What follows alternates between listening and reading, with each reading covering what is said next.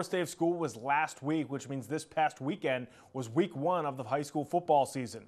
On Friday night, 3 Boston public school teams were in action, including the Boston Latin Wolfpack, who hosted the Brookline Warriors at White Stadium. Let's head straight to White Stadium for the highlights. There you see Latin Wolfpack head coach John McDonough. Latin had it going early on thanks to this young fella, Justin Springle. Tough run up the gut, gets the Wolfpack to the 14-yard line. Latin's quarterback Andreas Kaplan knocked it in there. They were up 6-0. Second quarter now. Again, Latin driving, but Springle fumbles the football. This time around, Brookline recovers at their own 42. Brookline now with the ball. Quarterback Dan Gittleman-Egan looking at the sideline, and Tyler Patterson with a great catch. Let's take a second look at it. Unbelievable catch by the young tight end there for the Brookline Warriors. Very next play, it's Gittleman-Egan, the quarterback keeper. Great run for Gittleman-Egan here. He takes it down to the 24-yard line, setting up the Warriors deep in Wolfpack territory. Then just before halftime, it's Bruce Falk getting the carry over the right side. He finds pay dirt. Warriors would then tack on the point after, and they would go up 7-6 at the break. Fast forward to the fourth quarter now, Justin Springle again running with force, this time for a 28-yard touchdown run. He puts Latin up 12-7, but Brookline intercepted the 2-point conversion and got 2 points out of it, so they're down 12-9. Next Brookline possession, Gittleman-Egan hooking up with Patterson again, this time for a 32-yard gain. Then Brookline at the 24th, it's Jeffrey Sands finding the edge right there for the Warriors. He gives them a touchdown and the lead, 16-12. They're midway through the fourth quarter. And later on in the fourth, Brookline at the 19, Gittleman-Egan one more time, hooking up with Patterson, this time for a touchdown as Brookline goes on to win 23-20. What a game at White Stadium to start off the season. Let's get you the rest of the scores from the weekend. Latin Academy with a very impressive win over East Boston, 30-0. Ian Coakley, 52 rushing yards and a touchdown. Then on Saturday, New Mission edges out Chelsea, 14-6. Stephen Thomas with a big 53-yard touchdown run to put New Mission ahead. So both Latin Academy and New Mission start the season on a positive note. Next week, every Boston Public High School football team will be in action on Friday and Saturday. Now, even though we're fully entrenched into the football season, let's take a look back to the spring and summer when in Dorchester, a new Little League baseball division was created to help kids do more than just swing a bat.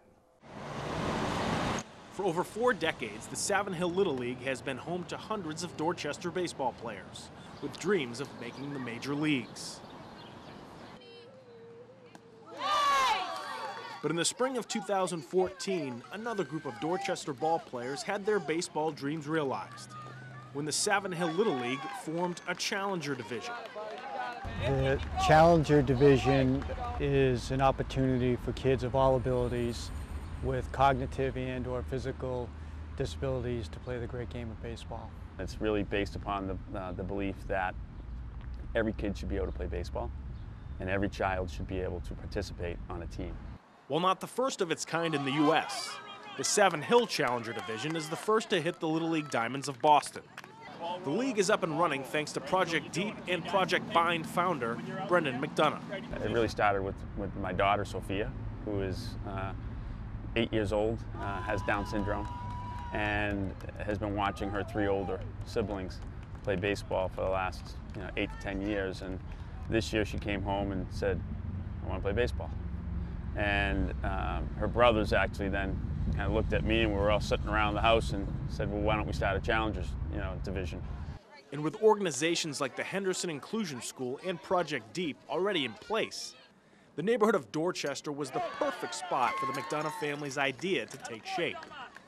Fortunately, in Dorchester, we have the infrastructure that's there to build a successful program. We have Project Bind, the Boston Inclusion Network for Disabilities, out of the Boys and Girls Clubs, which would help source children who would be able to be in the Challengers Division.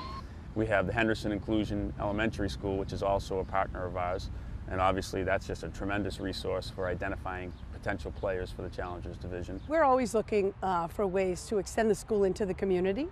Brendan McDonough approached me and asked if we might be interested in having some of our students participate. And in one day we had tons of kids who really wanted to do it. Our last partnership was Project Deep, the Dorchester Educational Enrichment Program, where we were able to tap into middle school and high school kids who would be buddies and help out. So when you take all of those different collaborations and you put them together, you can then form a league. But perhaps the most fitting partnership for the Challenger Division is with the Richard family, whose charitable foundation in honor of their son Martin provides the funding for the new league. My wife and I started the Martin Richard Charitable Foundation, whose mission is to support Martin's message of no more hurting people peace through education, athletics, and community. And Brendan had the idea to create a Challengers Division, the first of its kind in Boston.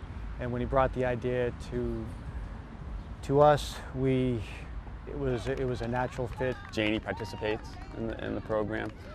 Bill is pitching. Denise I think has spent the morning taking pictures. They wrote a very big check, which is going to make this, it's a free program. It's going to enable us to kind of take it to the next level. They're also there. And when you put that together, you get a true partnership. Martin played baseball here.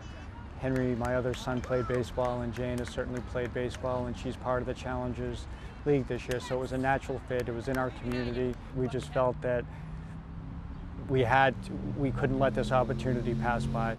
How the Challenger Division works is pretty simple.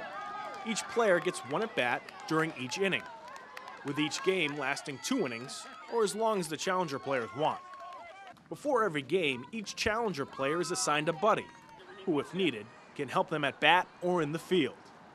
The buddies then get paired up with one of the Challenger players, and they meet them at the field, they warm up with them, they help them when they're at bat, they guide them around the bases, and then when they go out onto the field, they kind of shadow them. Usually when they're up at bat, you'd let them, swing by themselves, but if they are having a little bit of a struggle, I'll go up and help them. His buddy's actually been great. His buddy's great, and when we leave, that's who he's talking about, is his buddy. This is something that he's doing out of school. He's having fun with him. He's got somebody else with him that's doing it with him. His buddy's been great with him. His buddy's been really good. All of the buddies are pretty nice, and I did steal a few bases today, and so learned the sign for steal and what apparently wasn't the sign for steal. Had such a great time this year, I wouldn't want to be anywhere else. With most of the buddies being little leaguers themselves, the ins and outs of baseball are often discussed on the field. But while the Challenger players learn how to connect for a single or field a grounder, the interaction they have with their buddy often runs deeper than just balls and strikes. For the first week, we paired up buddies with Challenger players. They were very afraid. They were afraid of the unknown. All the way to this week when they're talking to each other, laughing and joking, and they really have become friends. The whole time they're talking with them, they're talking scenarios with them, or maybe they're just talking about dinosaurs, or maybe they're talking about what's going on that day. It's just, it's truly a buddy. Even though this Little League division was first aimed at serving the Challenger players, it's really been the buddies who have gotten the most out of this experience. It's been so beneficial for the buddies to just accept kids with disabilities just as other kids, and not look at the disability first, but look at the kids first. I think for the buddies, it's kind of showed them that, hey, while this individual may have different challenges or different issues that they're working with, they're just like everybody else. It's really good, bringing me back to when I was young and getting into the game of baseball. And then also like a huge sense of teamwork. While the Savin Hill Little League Challenger Division has accomplished many goals in its first year of existence, the league's mission of providing every child the opportunity to play baseball is far from complete. With such phenomenal support from the Martin Richard Charitable Foundation and the Dorchester community, the founders of this uniquely beneficial program believe there's plenty of room for league expansion. Once word gets out, we expect the league to certainly double or triple in size, so we've got some planning to do for next season. You got to grow it according to the support system, but we have the commitment from Savin Hill Little League and all the other organizations to keep pushing forward. So I'd like to double next year and kind of just take it from there. We'll take it a year at a time.